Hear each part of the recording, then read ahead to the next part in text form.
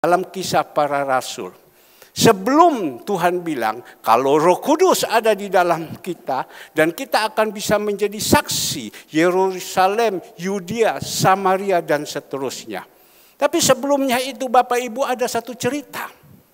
Ceritanya apa? Tentang Tuhan Yesus.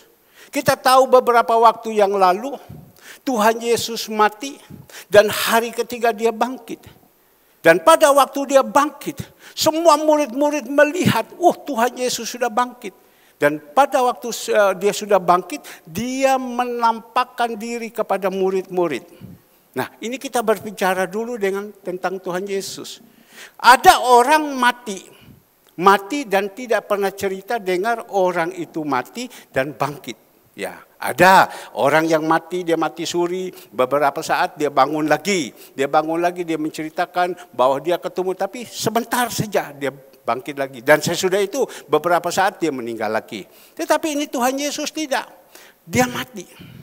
Ya, sebelum dia mati, dia melakukan kehendak Bapa. Selama 3 tahun setengah dia melakukan kehendak Bapa dengan penderitaan yang begitu luar biasa. Tapi Tuhan Yesus menjadi pemenang. Kalau Tuhan Yesus menjadi pemenang, Tuhan Yesus minta juga kita jadi anak-anak Tuhan harus jadi pemenang. Ya, jangan sampai kita tidak pemenang, harus jadi pemenang. Dan kita lihat Tuhan Yesus menang.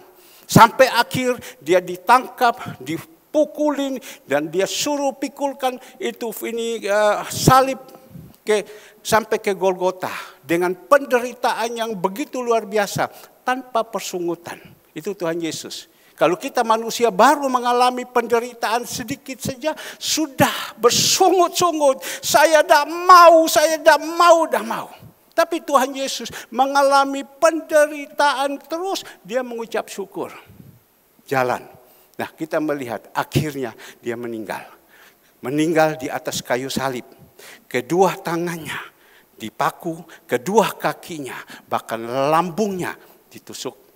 Sudah selesai. Dia katakan sudah selesai. Apalagi wa inna lillahi rajiun. Sudah meninggal. Tapi kita melihat Bapak Ibu, firman Tuhan, Alkitab menceritakan selama dia meninggal 3 hari 3 malam, di situ dia menampakkan diri. Dia pergi menginjil kepada siapa? Orang-orang yang pada waktu itu mati pada zaman Nuh. Di penjara dia datang menyampaikan Injil firman Tuhan kepada mereka. Pas waktunya, Pengkhotbah 3 ayat 11, dia harus bangkit hari ketiga. Dan dia sudah catatkan semua di dalam Alkitab dan dia berbicara kepada murid-muridnya. Hari ketiga dia bangkit. Inilah menceritakan tentang kebangkitan. Banyak orang tidak percaya. Bahkan mereka mengatakan ini bukan dia bangkit, ini bukan dia yang mati, segalanya semua. Sudah, kita tidak usah berdebat soal itu. Yang penting Tuhan kita yang kita sembah, dia bangkit. Nah, pada waktu dia bangkit, Bapak Ibu, dia menampakkan diri kepada siapa? Kepada murid-murid. Dan saat itu dia pergi ke Galilea. Dia menampakkan diri. Firman Tuhan mengatakan selama 40 hari, 40 malam. Dia menampakkan diri kepada murid-murid. Dia menampakkan diri kepada orang di Galilea. Inilah aku, Tuhan kita Yesus Kristus yang kau percaya. Dia mati dan hari ketiga dia bangkit. Dia menampakkan diri. Dia pergi di situ, dia menginjil, bahkan dia mengatakan, aku telah diberikan kuasa di surga dan di bumi. Pergilah, jadikanlah bangsa murid ini. Inilah Bapak Ibu, selama 40 hari, sesudah itu waktunya dia harus pulang ke rumah Bapa. Dia naik kembali. Ini yang lucu, dia naik kembali. Dan semua sudah tercatat dan semua sudah terjadi. Dan dia janjikan, satu saat, sesudah pekerjaan saya di surga sudah selesai semua, saya akan pulang untuk menjemput siapa? Untuk menjemput kita yang ada. Itu yang saat ini sedang kita tunggu. Dan ini adalah tanda-tanda sudah sangat mendekat bahwa Tuhan sudah mau datang. Maka itu Tuhan minta kepada kita supaya berjaga-jaga dalam hidup ini. Jangan sembarang hidup ini. Pakailah hidup ini bisa menjadi berkat. Pakailah hidup ini supaya ada faedah. Agar supaya satu kali waktu kita pulang, ya, kita ketemu dengan Tuhan. Itu ada raport yang baik kita bawa. Ya. Pada waktu Tuhan Yesus datang, dia melihat seperti pagi hari ini. Kita semua ada, Tuhan Yesus datang, dia akan tahu. Oh, si A begini, si B begini, si C begini, si D begini. Dia tahu. Dia tahu dari mana? Dia tahu dari hati kita. Dia tahu orang ini begini sifatnya, orang ini sedang punya kepahitan, orang ini sedang ini, sedang ini. Di dalam doa pagi saya katakan, saya sebagai bapak, saya tahu anak saya 2. Bagaimana? Andre dan Kesia. Mana yang lebih baik? Saya tahu. Ya, tidak semua. Tapi saya berusaha agar supaya mereka jadi anak-anak yang baik. Dan saya didik terus. Saya tahu Andre atau Kesia yang baik. Ya, pastikan tidak semua bisa bersamaan. Tetapi saya berusaha sebagai bapak, saya didik. Jemaat-jemaat Tuhan yang ada juga. Ya, kita tahu bagaimana ini benar apa tidak. Kalau Bapak Ibu kepahitan sama saya tahu loh.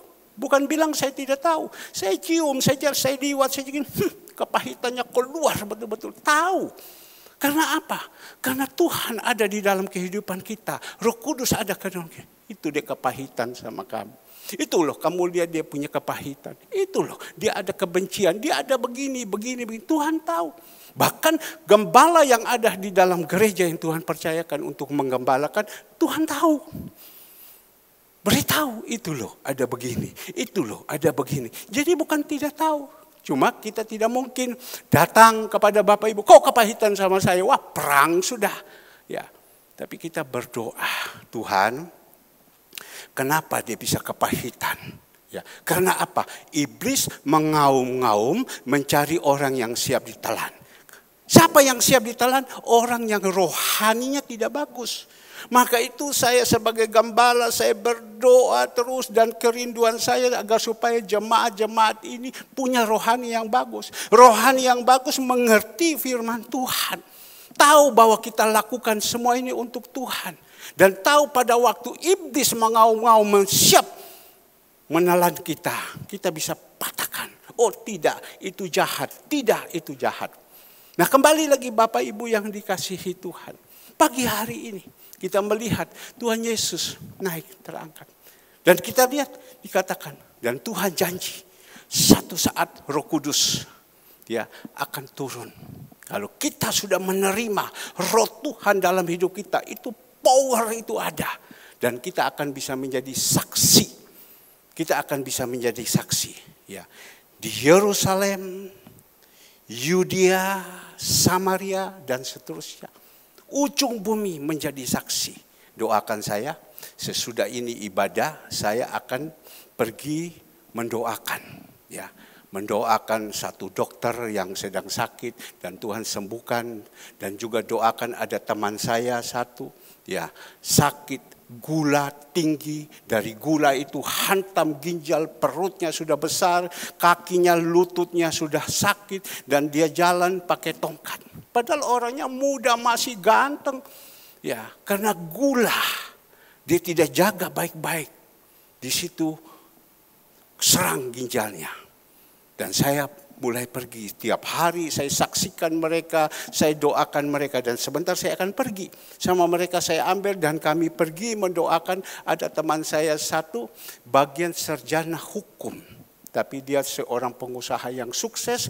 Dan saat ini dia mengalami stroke. Sudah sekian lama. Dan uangnya sudah habis. Ya, seperti orang yang ibu yang pendarahan 12 tahun pada waktu itu dia bilang asalku pegang saja jubah Yesus sembuh, dia sembuh. Dan kami akan pergi sebentar untuk pergi mendoakan. Doakan saya supaya saya juga bisa jadi saksi. Tetapi sebelum saya jadi saksi, saya harus benar dulu di dalam. Saya harus benar dulu. Nah Bapak Ibu juga, kalau mau menjadi saksi kepada siapa yang ada di luar, Bapak Ibu juga harus benar. Jangan sampai kita jadi saksi tetapi kita sendiri tidak jadi contoh. Ya, nah inilah Bapak Ibu, jadilah saksi. Ya, pergi kemana-mana, sampaikan firman Tuhan. Ya, tapi saya di gereja mengajarkan kepada Bapak Ibu, saat ini saya dulu mau jadi saksi untuk jemaat. Saya mau bimbing terus jemaat agar supaya jemaat ini menjadi orang-orang yang senantiasa hidup berkenan, agar supaya satu saat pulang ada warna di atas. Jangan sampai kita pulang tidak ada warna di atas. Nah kita lihat selama 40 hari, 40 malam, Bapak Ibu yang dikasihi Tuhan, dia menampakkan diri. Dan dia naik ke surga. Ayat 9. Sesudah ia mengatakan demikian, terangkatlah ia disaksikan oleh mereka, dan awan menutupnya dari pandangan mereka. Ketika mereka sedang menatap ke langit, waktu ia naik itu, tiba-tiba berdirilah 2 orang yang berpakaian putih dekat mereka dan berkata kepada mereka, "Hai orang-orang Galilea, mengapakah kamu berdiri melihat ke langit? Yesus ini yang terangkat ke surga meninggalkan kamu, akan datang kembali dengan cara yang sama seperti kamu melihat dia naik ke surga." Jadi menjanjikan bahwa Yesus akan datang. Dia sudah ada di surga, dia akan datang kembali. Nanti kita belajar dia di surga untuk apa. Ya, dia sudah naik ke surga, dia buat apa. Nah kita lihat Bapak Ibu, yang kita berbicara saat ini, Yesus terangkat. Ya, kita lihat di dalam Alkitab, bisa juga Musa terangkat, Elia terangkat, Henok terangkat. Saya percaya juga kalau kita jemaat Tuhan yang ada sini hidup di dalam kekudusan, pasti juga bisa terangkat. Cuma bagaimana iman percaya kita. Tapi kita percaya di dalam Alkitab sudah mengatakan ada Henok terangkat, ada Elia terangkat. Guru kita mengajarkan mungkin dia bilang. Ya, tetapi tidak tercatat di dalam Alkitab. Musa juga ikut terangkat, tetapi tidak. Musa dikuburkan di Gunung Nebo. Nah Bapak Ibu yang dikasihi Tuhan, terangkat. Tuhan Yesus yang kita sembah ini, dia mati dan hari ketiga dia bangkit. Sesudah bangkit menampakkan diri selama 40 hari 40 malam untuk memberitahukan pengikut-pengikutnya, pergilah, jadikanlah bangsa ini muridku. Sesudah itu dia terangkat. Dia terangkat. Kita melihat waktu dia terangkat Bapak Ibu yang dikasihi Tuhan, ya, di situ ada kedua malaikat ada di sisinya. Dan kedua malaikat mengatakan kepada pengikut-pengikutnya, kenapa kamu lihat dia sudah naik ke surga dan satu saat dia akan datang. Dia lihat di atas. Saya kaget tadi waktu saya jaga pintu ke depan, tiba-tiba saudara Alek dengan Novi masuk. Saudara Alek dengan Novi masuk, Alek masuk duluan, Novi dari belakang. Novi lihat ke atas. Saya bilang pasti Tuhan, Novi dapat penglihatan Tuhan Yesus naik ke surga. Novi, kamu lihat Tuhan Yesus naik ke surga? Enggak, dia bilang ini plafon. Kemarin hari Minggu saya lihat sudah jebol, dimakan rayap. Sekarang sudah dipasang. Tadi malam lembur, suruh lembur, dan sekarang selesai ini dikerjakan lagi. Semua dibikin betul.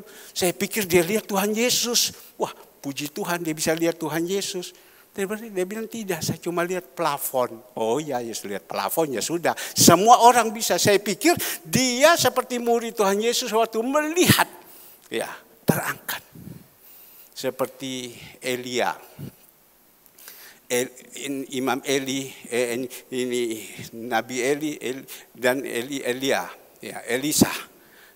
Elisa bilang, saya mau minta daripada engkau kuasa yang ada. Tapi apa yang dikatakan Elia kepada Elisa? Engkau mau melihat, kau bisa lihat saya terangkat. Kalau kau bisa terangkat, engkau akan mendapatkan 2 kali lipat. Melihat Tuhan Yesus terangkat. Murid-murid pada waktu itu melihat Tuhan Yesus terangkat. Dan dia terangkat ke atas dan dia menjanjikan. akan satu saat dia akan datang. Nah, tinggal sekarang kita menunggu kapan Tuhan Yesus datang. Ya, kapan Tuhan Yesus datang? Tuhan Yesus datang dengan global masuk ke dunia ini menjemput seperti domba dan kambing. Ya, domba ikut terangkat, kambing tunggu di bawah. Sesudah kambing yang ditinggalkan akan masuk di dalam antikris. Tetapi domba ini ikut terangkat. Masuk di atas pesta anak domba Allah bersama dengan Tuhan. Maka itu kita berdoa, kita jemaat Tuhan yang ada. Ayolah, jangan jadi kambing. Jadilah domba. Kalau kita jadi kambing, tiba-tiba Tuhan Yesus datang, kita tertinggal. Loh, dicari. Ibu Andreas mana? Ibu Andreas mana? Dicari. Oh, sudah terangkat. Oh, puji Tuhan. Dicari lagi. Loh, ini kenapa si A ini kok tertinggal? Ini iya. Karena selama di dalam kehidupannya dia tidak bisa menjadi berkat. Dia hanya hidup kedagingan saja, hidup dengan penuh kepahitan. Tapi ini kok ikut terangkat, ini ikut terangkat. Nah, Bapak Ibu yang dikasihi Tuhan. Dan kita melihat dia terangkat. Kita buka di dalam Yohanes 14. Kita melihat dia terangkat, apa yang dia buat di atas. Yohanes 14 ayatnya yang pertama. Kita lihat ya, saya baca dulu satu perikop. Yohanes 14, rumah Bapa. Ya. Jangan gelisah hatimu, percayalah kepada Allah, percaya juga kepadaku. Di rumah Bapakku banyak tempat tinggal. Jika tidak demikian, tentu aku mengatakan kepadamu, sebab aku pergi ke situ untuk apa? Menyediakan tempat bagimu. Dan apabila aku telah pergi ke situ dan telah menyediakan tempat bagimu, aku akan datang kembali dan membawa kamu ke tempatku, supaya di tempat di mana aku berada, kamu pun berada. Dan kemanapun aku pergi, kamu tahu jalan ke situ. 5, kata Thomas kepadanya, Tuhan, kami tidak tahu kemana engkau pergi. Jadi bagaimana kami tahu jalan ke situ? 6, kata Yesus kepadanya, Akulah jalan dan kebenaran dan hidup. Tidak ada seorang pun yang datang kepada Bapa kalau tidak melalui aku. Nah, inilah Bapak Ibu yang dikasihi Tuhan. Tuhan Yesus itu terangkat. Pada waktu dia terangkat, dikatakan di dalam Yohanes 14 ayat pertama, dikatakan banyak murid-murid sedang gelisah. Banyak murid-murid sedang takut. Padahal Tuhan sudah berbicara kepada mereka. Tetapi mereka ini jadi Kristen-Kristen tomat. Lihat dulu baru percaya. Tuhan Thomas bilang, bagaimana saya harus percaya sama kamu? Saya belum melihat. Jadi kita Bapak Ibu jangan jadi Kristen Thomas. Jarang orang kasih nama Thomas karena dia tahu ini orang tidak percaya. Dia harus melihat dulu baru percaya. Berapa banyak anak-anak Tuhan ya, yang sudah mengikuti Tuhan sekian lama, dia harus melihat dulu baru dia percaya. Kalau tidak melihat dia tidak percaya. Bapak Ibu salah itu. Kita harus seperti apa yang dikatakan di dalam Ibrani 11 ayat pertama. Iman adalah dasar dari segala sesuatu yang tidak kita lihat tetapi kita percaya. Kita harus seperti itu. Jadi anak-anak Tuhan itu harus percaya. Pada waktu itu Tuhan Yesus naik, mereka bingung. Tuhan yang kita percaya, dia sudah menampakkan diri kepada murid-murid selama 40 hari, 40 malam. Ini pegangan kita. Tapi kenapa dia naik? Jadi siapa lagi pegangan kita? Kan banyak orang seperti itu. Siapa pegangan kita lagi? Tuhan sudah naik, timbullah gelisah, timbullah ketakutan. Kan banyak anak-anak Tuhan seperti itu. Tuhan sudah pergi. Semuanya sudah tidak ada lagi. Siapa yang saya mau harap? Sudahlah, Tuhan bilang percaya. Kalau kadang kita sudah tidak percaya, kita gelisah, kita takut. Saya saat ini sedang diizinkan belajar Sekali lagi, saya saat ini sedang diizinkan belajar. Melihat orang bagaimana waktu ketemu masalah, pergumulan, mereka sudah tidak ada jalan, mereka mulai gelisah, mereka mulai takut. Ya. Padahal mereka punya segalanya. Mereka gelisah, mereka takut. Ada teman saya, dia sakit. Dia bilang, Om dah tahu, dia bilang, Om dah tahu saya ini dah bisa tidur Om. Saya gelisah Om, saya takut. Kenapa? Dia bilang, kalau sampai nanti saya sakit ini, stroke ini bagaimana Om? Saya gelisah, saya takut. Jadi saya tidak bisa tidur malam. Jadi saya harus pakai obat terus. Meskipun saya punya kamar, meskipun ranjang saya yang semua bagus, mungkin dilapisi dengan emas, tetapi percuma saya tidak bisa tidur. Untuk apa? Maka itu kita bersyukur kepada Tuhan kalau sampai saat ini kita bisa tidur. Ibu gembala taruh kepala, pung, tidur. Sudah tidak ada yang dia pikirkan lagi. Tetapi dia bilang di sini otak saya penuh, hati saya penuh, saya takut, saya gelisah. Inilah sekarang saya datang kepada mereka untuk menginjil kepada mereka, memberikan kekuatan kepada mereka. Mereka punya uang, tapi mereka takut, mereka gelisah, mereka sakit, mereka bisa pergi ke Singapura, keluarkan uang. Bahkan Tuhan bilang, dokter bilang, kamu punya pembuluh darah yang ada di kepala ini yang membuat stroke bagian kanan. Kalau tidak sembuh, kita pasang ring. Berapa? Anggaran ring 1,8 miliar. Jadi dia pikir-pikir dia mau pasang. Dia punya uang untuk 1,8 miliar untuk pasang. Saya bilang tidak usah. Saya bilang kau datang ketemu sama saya pakai besi beton, ring besi beton saya pasang. Ya. Takut, gelisah, bingung. Kita jadi anak Tuhan tidak boleh seperti itu. Coba kita lihat orang yang takut, orang yang gelisah. Ada tempatnya.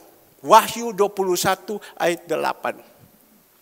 Wahyu 21 ayat 8 kita melihat ini tentang takut gelisah. Tetapi orang-orang penakut. Coba lihat. Ya. Padahal Tuhan bilang apa?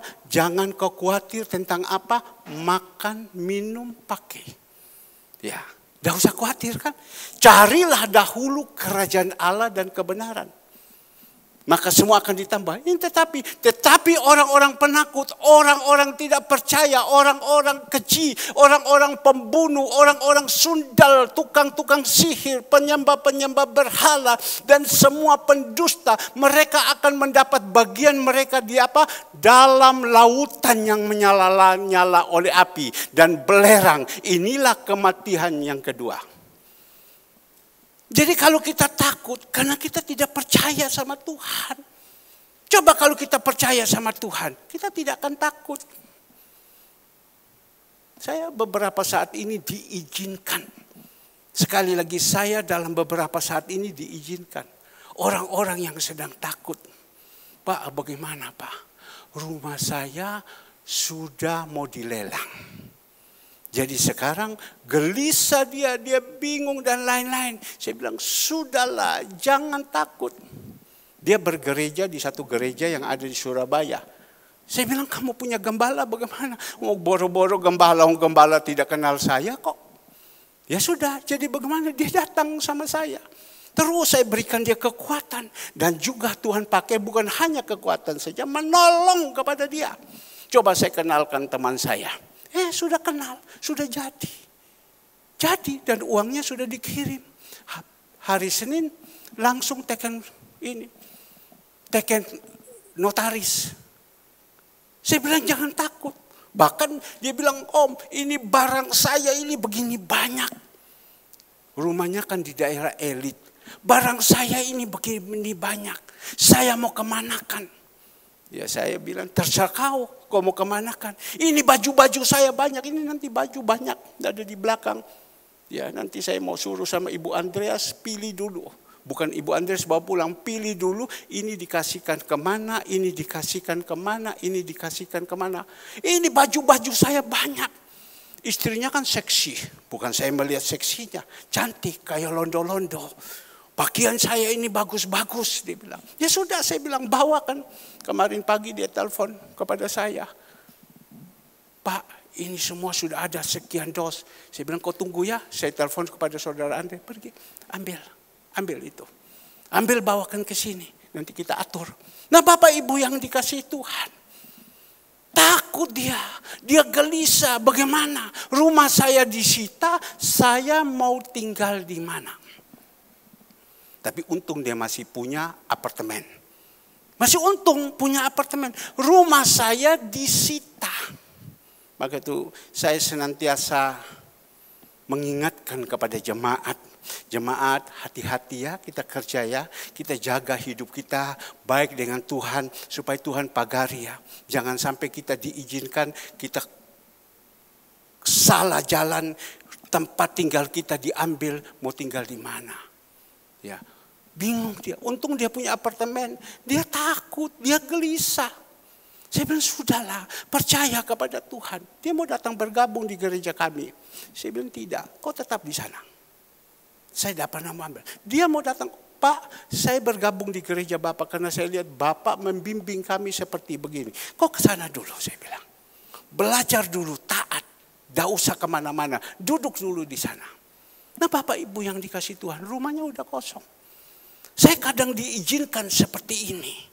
Loh Tuhan, ada apa? Kau suruh sama saya menghadapi orang-orang yang rumahnya sedang dilelang.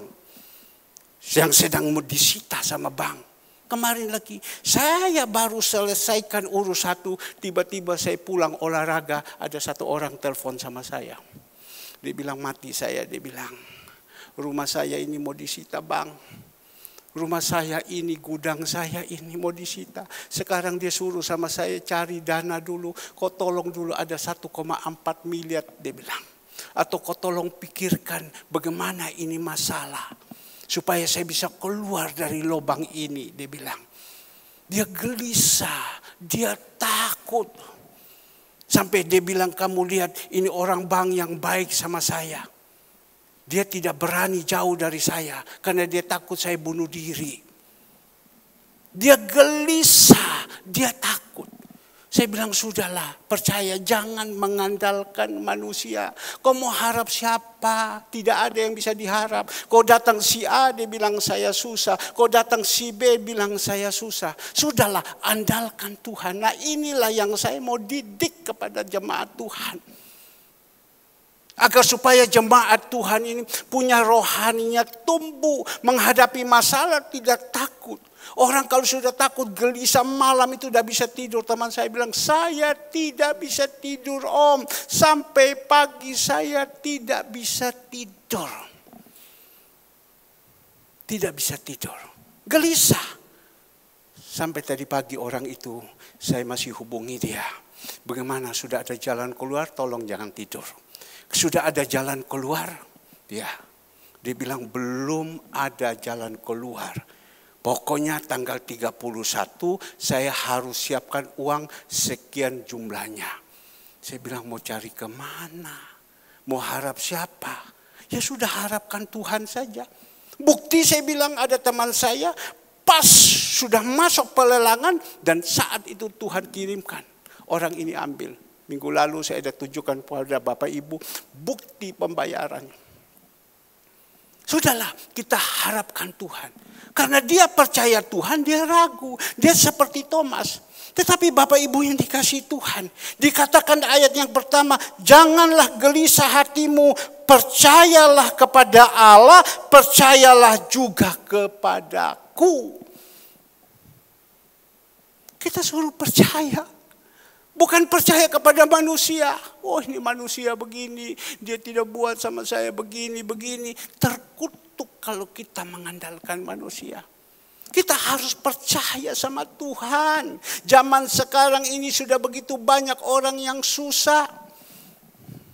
Saya lihat Cinyo tadi, saya nangis ke belakang, saya bilang Tuhan. Ya, sebab pagi-pagi 4:30 saya telepon dia. Cinyo, bagaimana? Bahkan saya kasih berbicara langsung dengan teman saya dokter yang mengalami ini. Bagaimana sebenarnya? Kenapa kau bisa sakit, Cinyo? Kenapa kau bisa sakit? Dia bilang apa? Iya Pak, setiap hari saya minum cincau. Setiap hari saya minum cendol. Tiap hari saya minum dawet yang manis-manis. Bagus kau. Itu menguji Tuhan. Jadi gulanya naik. Saya bilang, Pak dokter ini sebenarnya apa? Dia bilang ini vertigo karena gula. Tapi kalau dia tidak jaga baik-baik, sekali lagi kalau dia tidak jaga baik-baik, kena stroke.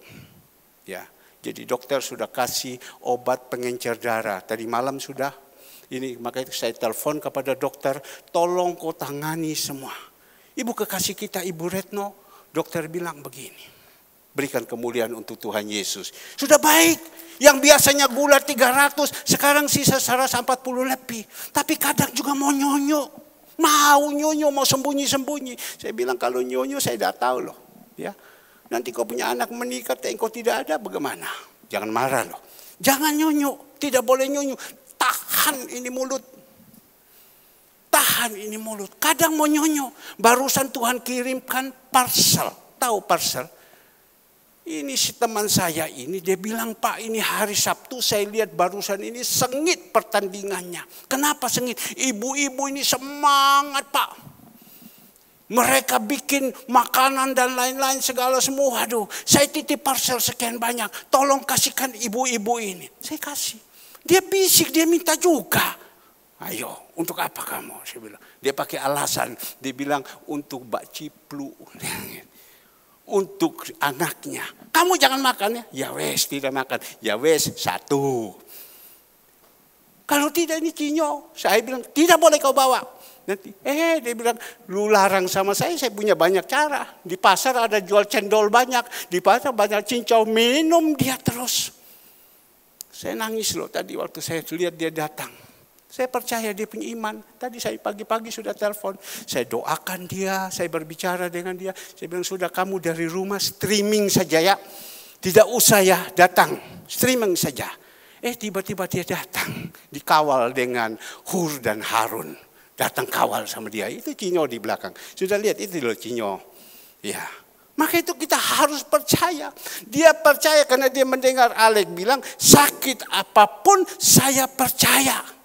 Di dalam Markus 2, seperti orang lumpuh itu. Pada waktu Tuhan Yesus bikin KKR, dia minta supaya angkat sama dia. Dia dalam posisi lumpuh, dia tidak bisa berbuat apa-apa. Tapi angkat sama dia, pergi.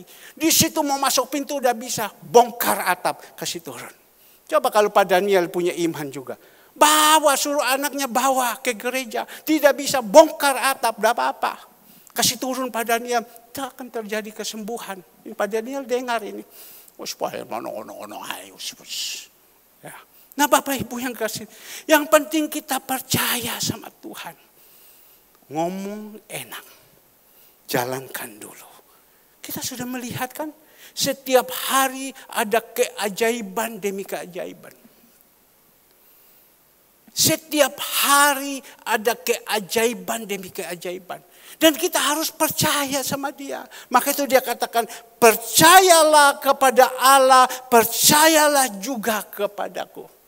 Ini teman saya tadi saya sudah ngomong, kamu ikut streaming. Ya, nanti saya tanya sama kamu. Kau harus percaya kepada Tuhan. Kau percaya kepada Allah. Dan Tuhan bilang, percaya juga kepadaku. Kita harus percaya. Kalau kita tidak percaya sama Tuhan, nanti satu saat kita pulang di atas, ada di lautan api kita. Bukan di dalam laut yang banyak ikan, tidak. Itu laut itu ada api, kita dibakar hidup-hidup di situ. Karena apa? Kita tidak percaya, kita tidak yakin. Kita lebih mendahulukan dunia daripada Tuhan. Ada berapa banyak orang mendahulukan dunia daripada Tuhan. Maka tadi pagi jam 4:30 saya sudah bicara sama Cinyo. Saya hubungi lagi orang ini yang punya masalah. Dia harus siapkan dana tanggal 31, 1, sekian M. Dia harus bayar. Kalau tidak disita tempatnya. Saya bilang kamu ke gereja dulu. Tidak usah kita omong pagi-pagi. Kamu ke gereja dulu. Ya, padahal orang ini sudah lama tidak ada hubungan dengan saya. Sudah tahunan tidak ada hubungan. Tidak tahu tidak ada hubungan karena dia benci saya saya juga tidak tahu. Tapi banyak ya gembala itu dibenci sama jemaat. Banyak ya dibenci sama orang. Ada tahu saya. Karena dia benci dan tapi sudah saya bilang sudah biarkan. Karena dia dikuasai sama kegelapan sehingga dia benci. Kalau dia tidak dikuasai sama kegelapan tidak mungkin dia mau benci. Saya bel sama dia, kamu ke gereja dulu. Urusan itu nanti. Yang penting kau datang dulu. Cari Tuhan. Kalau kau cari Tuhan, kau akan dapat. Kau akan dapat. Cari dulu Tuhan. Ya, dan kebenaran. Kita cari dulu Tuhan dan kebenaran. Seperti pagi hari ini. Dengar firman Tuhan. Apa yang diomongi. Cari dulu Tuhan. Kita cari, kita sudah datang. Dan Tuhan berbicara apa? Melalui hambanya yang dibicarakan ini. Disuruh percaya kepada Tuhan. Jangan percaya kepada manusia. Manusia pagi lain, sore lain, lusa lain. Orang bilang pagi tahu, sore tempe. Ya, tidak tahu, saya tidak bisa bahasa itu. Ibunya barusan ngomong, Pak, nanti hari Sabtu, Pak. Itu telur di Bali. Baru dia ngomong, telur di Bali. Tahunya di Bali. Tempenya di Bali juga. Ikannya di Bali juga. Wah, kalau sudah di Bali enak, apalagi ditambah timun. Wah, enak. Ya, tapi saya bilang Tuhan, Cinyo sakit ya apa? Makanya tadi saya nangis, saya lihat dia. Ya, tapi saya percaya. Tadi saya sudah tahu hari Selasa itu kita kasih makan itu orang di panti. Dia bilang apa? Enak, enak, enak. Saya percaya yang ngomong itu bukan lamlang, bukan lamsang, bukan. Yang ngomong itu Tuhan Yesus. Kau pergi kepada janda yang ada di panti, ya, yang susah. Kau kasih sama mereka, kau buat untuk saya. Jadi Cinyo bikin, aduh enak, enak. Saya tahu itu Tuhan Yesus. Saya bilang Tuhan Yesus, kalau kau ampuni dia Tuhan. Kalau seumpama sampai, karena dia sakit ini, karena tidak jaga mulut. Mulutnya mohon maaf nyonyo. Minta ampun Tuhan. Tapi kau lihat Tuhan. Dia bikin makan itu enak untuk engkau. Tuhan bilang iya juga ya. Kalau saya izinkan dia sakit. Siapa yang masak lagi? Sekarang Bu Ciplu ada buat di sini. Tetap kita buat. Hari Kamis ini hari libur. Jalan terus. Jalan terus. Mereka tanya bagaimana? Jalan terus. Ada hari-hari apa? Jalan terus. Sebab itu kita buat untuk Tuhan. Saya pegang sama Cinyo, saya nangis. Tuhan tolong. Engkau lihat. Engkau baru saja bilang, enak ini enak. Dia yang buat ini Tuhan. Maka itu Bu Retno justru dia rajin, dia buat. Tuhan kasih dia sembuh. Kemarin dokter bilang, Pak, Bu Retno itu sudah sembuh Pak. Sudah, saya sudah tambahkan obat lagi. Ya sudahlah, perincian-perincian semua bawa sini. Bawa aja sudah, tidak usah pusing-pusing. Ya. Maka itu Bapak Ibu yang dikasihi Tuhan. Kita melihat. Dikatakan di dalam ayat yang kedua. Di rumah Bapakku banyak tempat tinggal. Jika tidak demikian tentu aku mengatakan kepadamu. Sebab aku pergi ke situ untuk apa? Menyediakan tempat bagimu. Jadi Tuhan itu terangkat naik ke surga untuk apa? Pergi ke atas. Untuk menyediakan tempat bagi kita. Loh, Bapak Ibu, tempat bagi kita tidak tanggung-tanggung loh yang dia siapkan. Mau tahu bagaimana dia buat itu? Dia buat tempat bagi kita. Saya ajak kepada Bapak Ibu buka di dalam Wahyu 20. Yerusalem baru. Wahyu 20. Ya. Wahyu 20. Wahyu 20 ayatnya ke-18. Coba kita lihat. Wahyu 20 ayat ke-18. Ya. Wahyu 20 ayat 14. Di situ kita melihat Tuhan buatkan. Tembok itu terbuat dari permata yaspis. Dan kota itu sendiri dari emas tulen. Bagaikan kacamata murni. Dan dasar-dasar tembok kota itu dihiasi dengan segala jenis permata. Dasar yang permata batu yaspis, dasar yang kedua batu nilam, dasar yang ketiga batu mira, dasar yang keempat batu zamrud. Dalam dasar yang kelima batu unan, dasar yang keenam batu sardis, dasar yang ketujuh batu ratna, bukan ciratna loh. Salah, ini batu ratna, ada juga batu ratna di atas ya. Maka ciratna luar biasa. Cempaka, ratna cempaka, yang ke-8 batu beril, dan yang ke-9 batu krisolit, yang ke-10 batu kisopras, yang ke-11 batu lasuardi, dan yang ke-12 batu kecubung, dan ke-12 pintu gerbang. Itu adalah 12 mutiara, setiap pintu gerbang sendiri dari satu mutiara. Dan jalan-jalan kota itu dari emas murni, bagaikan kaca bening. Dia siapkan itu luar biasa. Atalia menurut suaminya bilang, hilang dia punya rantai saja atau kalung, bingung 7 keliling. Padahal itu emas yang ada itu di situ emas dunia. Emas itu kan banyak.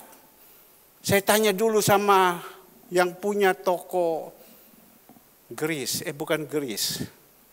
Toko apa ini? Yang baju putih. Toko apa? Lisian punya toko Fung, apa Fung? Surya kebenaran. Ya. Dia bilang, Om, ini emas ini ada 24 karat. Ini emas ini ada 22 karat. Kalau kita di sini jual emas yang 7 karat saja. Wes dah percuma Om, ini kotor semua. 24 karat saja ini. Di sini dia bilang emas tulen. Ya, murni. Seperti hati kita yang murni.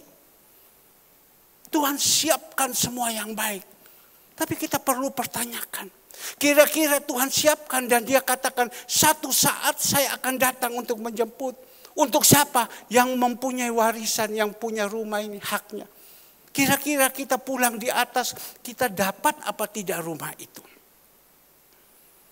Kira-kira kita pulang, kita dapatkah rumah itu? Untuk mendapatkan rumah itu yang Tuhan sudah siapkan hanya satu, siapkan hati. Kalau hati ini sudah bersih, kita sudah bertobat, Roh Kudus sudah ada dalam hidup kita, Roh Tuhan sudah ada dalam kehidupan kita, itu milik kita. Karena apa? Kalau roh Tuhan sudah ada dalam hidup kita, kita jalankan semua yang baik. Jalankan semua yang baik, tidak ada dosa yang ada. Tapi kita melihat tadi, kalau kita tidak benar, kita hanya takut saja karena kita tidak percaya. Tidak ada tempat di atas. Maka itu Tuhan bilang, perbuatan kita dalam dunia ini menyertai kita di atas. Bagaimana? Di dalam kehidupan kita ini. Selama kita di dalam dunia ini. Saya sudah umur 66. Ya, tentu saya waktu mulai dari kecil sampai saya bertobat. Ya, sesudah saya bertobat, bagaimana saya ini? Saya mau berbuat apa? Saya akan berusaha ya, sedemikian rupa untuk saya harus jadi pemenang. Saya harus berbuat yang baik untuk Tuhan. Saya harus berbuat yang baik. Memperhatikan orang lemah saja itu berbuat yang baik. Ya, menolong orang lemah itu berbuat yang baik. Kita lihat di dalam Amsal. Ya, ini kita dalam doa pagi kita melihat ya, Amsal 3. Amsal 3 ayat 27. Amsal 3 ayat 27. Anjuran untuk berbuat baik. Ini raja yang paling kaya pada waktu itu. Tidak ada orang lebih daripada dia. Raja yang diberkati luar biasa. Karena apa? Dia hidup takut akan Tuhan. Dia masih anjurkan begini. Jangan menahan kebaikan daripada orang-orang yang berhak menerimanya. Padahal engkau mampu melakukan. Jangan engkau berkata kepada sesamamu, ya, pergilah dan kembalilah besok. Aku akan besok akan kuberi, sedangkan yang diminta adalah padamu. Jangan menahan kebaikan ini. Jangan jemu-jemu berbuat baik. Itu Raja Salomo mengajarkan jangan, kita tidak boleh. Maka itu Bapak Ibu, mari. Kalau kita mau jadi anak-anak Tuhan, kita berusaha. Jangan jemu-jemu berbuat baik. Galatia 6 ayat 19. Karena satu saat coba kita lihat. Jangan jemu, Galatia 6 ayat yang ke-9. Ya. Galatia 6 ayat yang ke-9. Janganlah kita jemu-jemu berbuat baik. Karena apabila sudah datang waktunya, kita akan menuai jika kita tidak menjadi lemah. Ya. Jadi Tuhan ajarkan kepada kita. Jadi anak-anak Tuhan, orang yang sudah dirubah hatinya, rubah pikirannya, dia pasti punya kerinduan berbuat yang baik. Kemarin datang tiba-tiba ada apel 1 dos. Ibu Gembala ngomong ini apel sudah datang. Telepon Ibu Andreas. Bu Andreas ini apel sudah datang. Dia katakan, oke, bawa, siapa takut, dia bilang. Disusun terus sama dia, ini ikan kalau datang lagi nanti yang besar-besar, yang duri-duri. Bu, bagaimana ini Bu? Bawa Pak semua, yang penting ada sarung tangan. Iya, dia katakan. Dia bilang, ini kita berbuat untuk Tuhan. Berbuatlah yang baik. Lakukan semua ini. Apa yang kita menjadi milik kita berikan untuk Tuhan. Karena itu adalah berbuat yang baik. Maka itu Bapak Ibu, jangan kita jemu-jemu berbuat yang baik. Dan saya percaya kalau saatnya kita sudah berbuat yang baik, ada satu saat kita pulang. Kita pulang di atas sudah ada tempat yang sudah disiapkan. Manusia punya rumah yang ada di dalam dunia sama aja.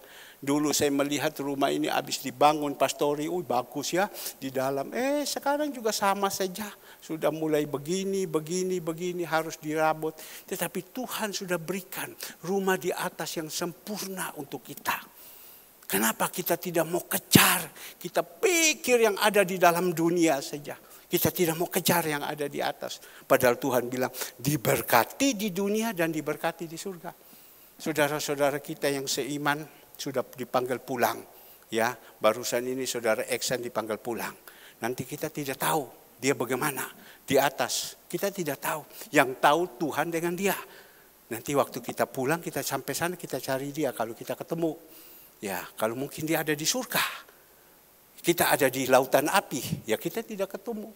Tidak bisa ketemu. Ya, kalau kita naik ke surga, dia ada di lautan api. Pokoknya perbuatan kita menyertai. Ya, Wahyu 13 ayat 14. Coba kita melihat.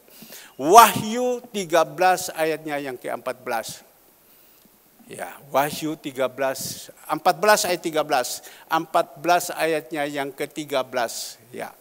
Wahyu 14 ayat 13. Dan aku mendengar suara dari surga berkata, tuliskanlah, berbahagialah orang-orang mati yang mati dalam Tuhan. Semua bilang, oh dia sudah meninggal. Oh dia jemaat mana? Jemaat Surya Kebenaran. Oh berarti dalam Tuhan. Oh pasti berbahagia dia. Tetapi sabar dulu, masih ada lagi yang mati dalam Tuhan. Sejak sekarang ini sungguh kata Roh, supaya mereka boleh beristirahat dari apa? Jerih lelah mereka. Karena segala perbuatan mereka menyertai mereka. Jadi perbuatan kita di dalam dunia ini menyertai di atas Bapak Ibu. Jadi Bapak Ibu jangan berpikir Tuhan tidak tahu.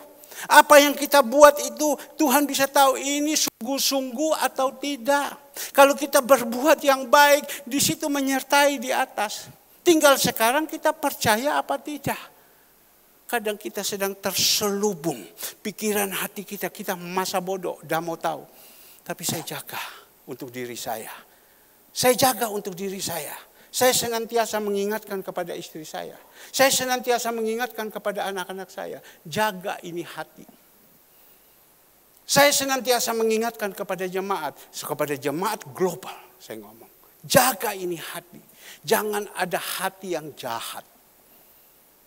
2 Korintus 5, 2 Korintus 10, 2 Korintus 10, 5 ayat yang ke-10. Coba. 2 Korintus 5 ayat 10. Ya, coba kita lihat. Ya. Coba agak cepat sudah. 2 Korintus Tolong ya, saya sampaikan firman, jangan keluar terus, itu firman lewat semua ya. Sebab kita, keluarkan. Sebab kita semua harus menghadapi takhta pengadilan Kristus. Supaya setiap orang memperoleh apa yang patut diterimanya sesuai dengan dilakukannya dalam hidup ini. Baik atau jahat. Jadi kita satu saat tidak akan menghadapi takhta pengadilan Kristus. Pada waktu saya sampaikan firman Tuhan, almarhum Eksan, ya saya bilang ini, kita semua, bukan hanya Eksan, sekarang Eksan sudah menghadap, Pak Yuliardi sudah menghadapi takhta pengadilan Kristus. Dia akan mempertanggungjawabkan, ya, mempertanggungjawabkan perbuatan kita baik dan jahat. Kita juga yang ada, yang saat ini sedang masih menunggu atau antri. Perbuatan kita yang baik dan jahat. Banyak sekarang Bapak Ibu, anak-anak Tuhan. Bukan orang luar Tuhan. Orang luar Tuhan luar biasa. Anak Tuhan jahat-jahat. Banyak sekarang, mohon maaf, jahat-jahat. Maka itu Tuhan berbicara melalui jemaat yang ada di Galati. Ya. Jemaat yang kepada Ibrani 1 ayatnya yang 21. Coba Ibrani 1 ayat 21. Ibrani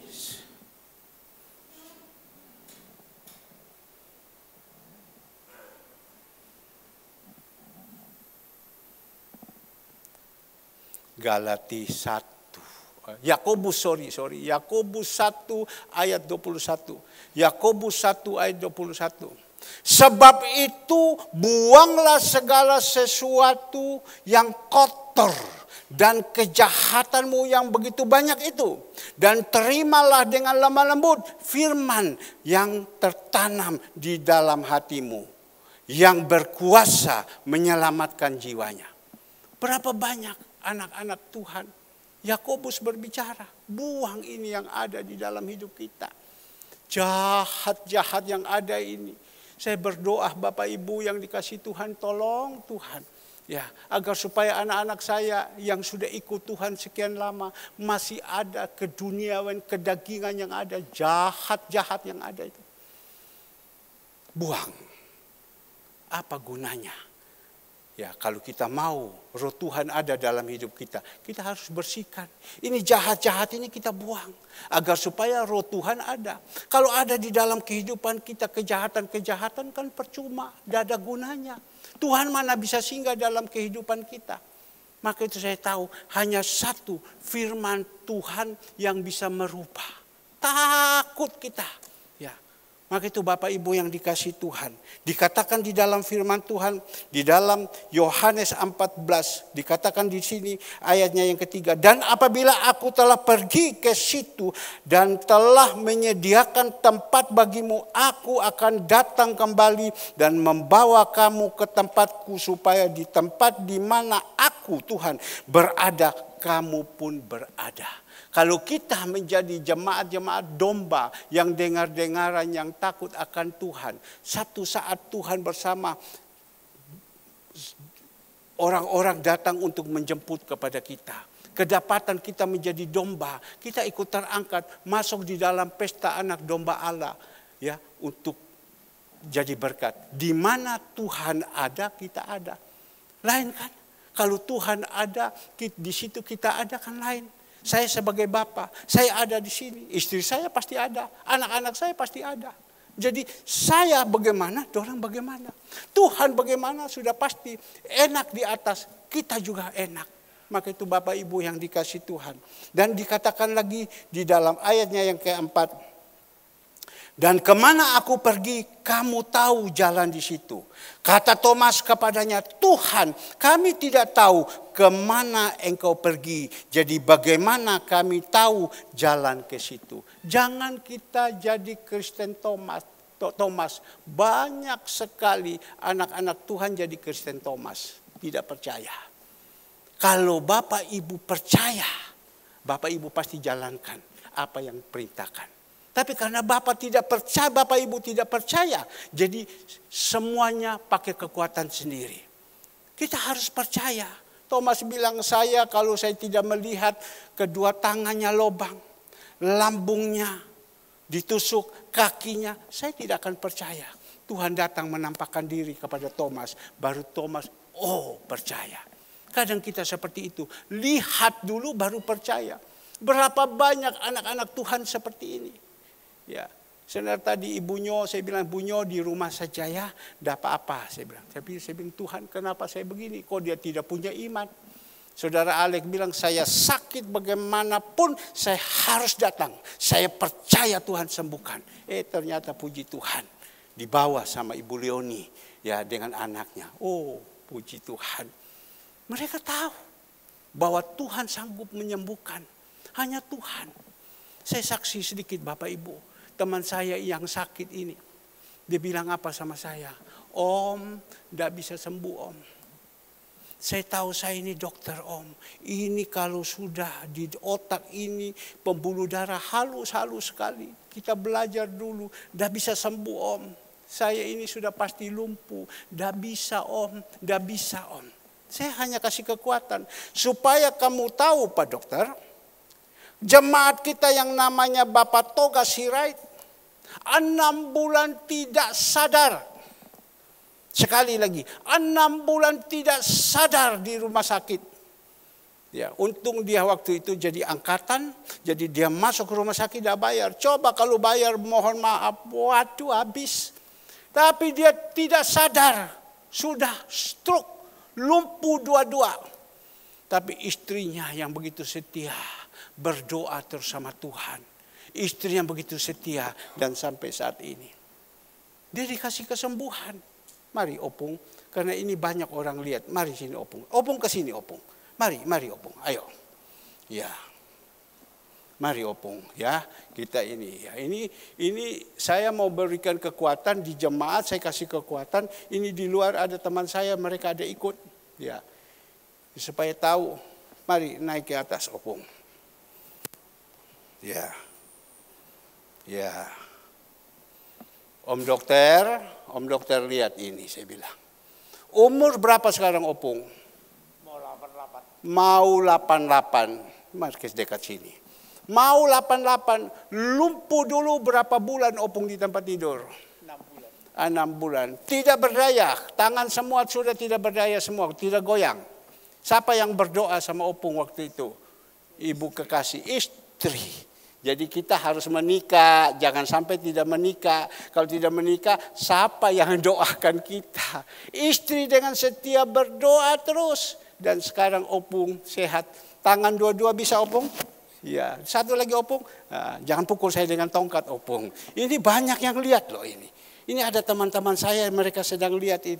Inilah orang tua sekarang umur 88. Bagaimana opung? Barusan nasi kuningnya enak enggak tidak opung? Yang dikirim.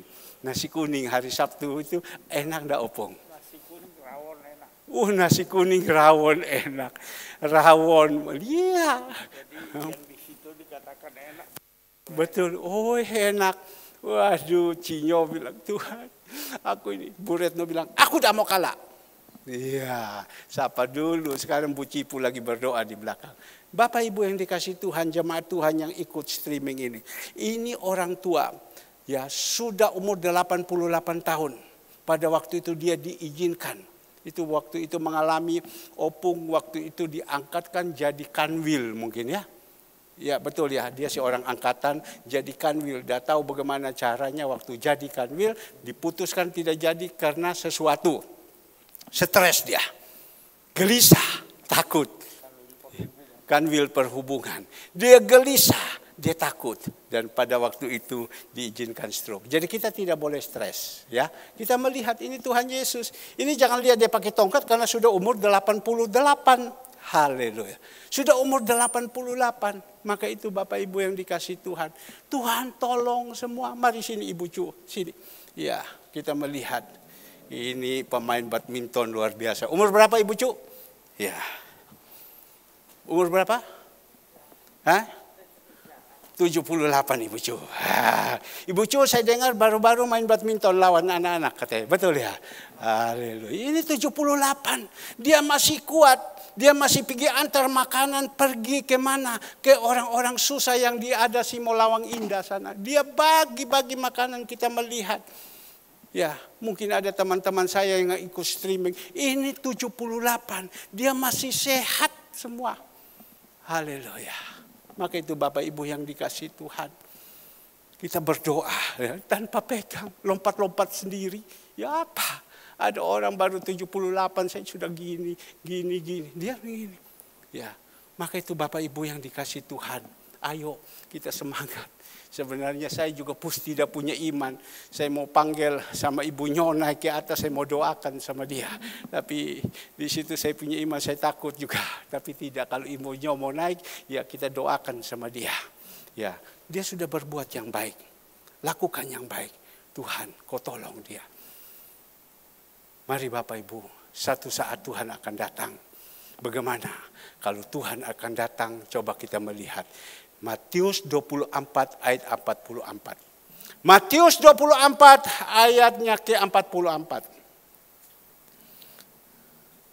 Sebab itu hendaklah kamu siap sedia, karena anak manusia datang pada saatnya dan tidak kamu duga. Ini firman Tuhan ini ya dan amin. Dia pasti datang dan tanda-tanda ini sudah ada. Bahkan terjadi saat ini tanda-tanda kesudahan ini, kesukaran demi kesukaran. Sudah banyak orang susah. Sudah banyak orang susah. Nah, kalau susah bagaimana? Kita datang cari Tuhan. Banyak sekali orang susah. Teman saya bilang, Pak, Bapak tahu si A ini kenapa? Ya, dengan keadaan kesusahan gini, perputaran keuangan mereka tidak bisa, dan sekarang mereka punya rumah disita. Masa saya bilang, orang kaya macam begini sita? Iya sita Pak. Si A lagi ini, semua tinggal tunggu giliran, rumahnya mau disita. Karena apa? Ekonominya yang begitu susah. Pengeluaran tetap besar, pemasukan tidak ada. Tapi kita harus percaya kepada Tuhan. Ya, seperti 5 roti 2 ikan. Hanya punya 5 roti 2 ikan. Kasih makan 5.000 orang. Hanya modal 5 roti 2 ikan. Kasih makan 5.000 orang. Seperti gereja kita ini. Ya, gereja kita ini hanya begitu. Tapi bisa betulkan gereja. Kasih makan orang banyak. Segalanya semua. Dari mana Bapak Ibu? Dari Tuhan. Maka itu saya berdoa jemaat-jemaat Tuhan yang ada. Yang Tuhan sudah pakai hatinya. Tuhan sudah berkati, ayo pakai ini hidup. Kalau kita mau dipakai ini hidup, tanpa persunggutan kita akan melihat kemuliaan demi kemuliaan. Saya rasa sekian Bapak Ibu, mari kita akhiri, sudah sore tidak ada ibadah. Ya silakan dipersilakan mau jalan-jalan, mau kemana, hati-hati ya. Jangan sampai ini, kalau tidak perlu jalan-jalan ya di rumah saja seperti Ibu Nyo. Ibu Nyo istirahat ya, di rumah istirahat, semangat ya Ibu Nyo. Ya, Tuhan Yesus memberkati. Ayo,